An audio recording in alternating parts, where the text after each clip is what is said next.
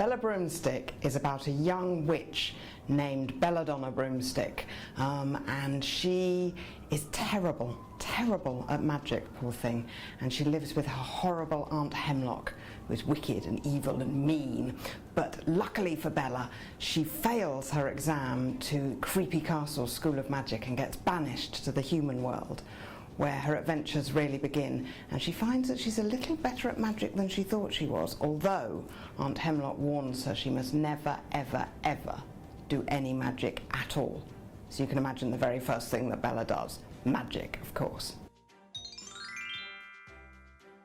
The inspiration behind Bella Broomstick came as I was going home one cold, dark, wintry night. I think it was probably near Halloween, and I was on the 98 bus heading back towards my house, and suddenly Bella literally flew into my mind on her broomstick, and I thought, Bella Broomstick, what a great name for a witch. And with me, stories nearly always start with a name like Shrinking Violet or Princess Grace, and I thought, oh, Princess Disgrace would be a terrible princess, and so Bella Broomstick just seemed like an excitable young witch who'd come swooping in. So she literally flew into my mind, thank goodness, and then she wouldn't go away. And then I had lovely fun thinking up spells and potions and magic that a young witch might do.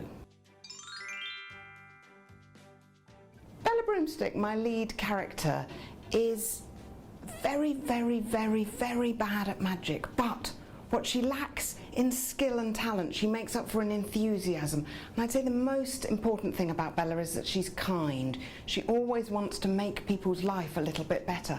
Unfortunately, she tends to think that a spell might just help with doing that, which usually ends in disaster. And she loves animals.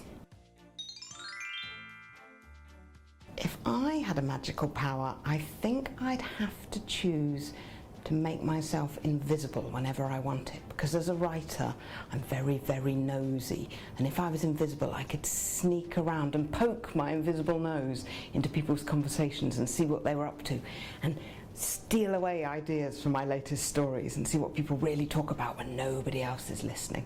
So I think being invisible would be the perfect author magic spell.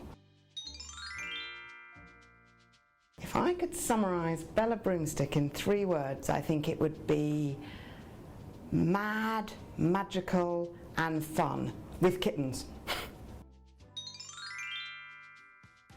Being an author is the best job in the world. I get to sit at home, my big red desk with a nice cup of tea and usually a packet of biscuits, and I make stuff up. I don't have a boss, I don't have to get the bus or the train to work. Sometimes I don't even get out of my pyjamas, and I sit there and I make up stories. It's the best job in the world.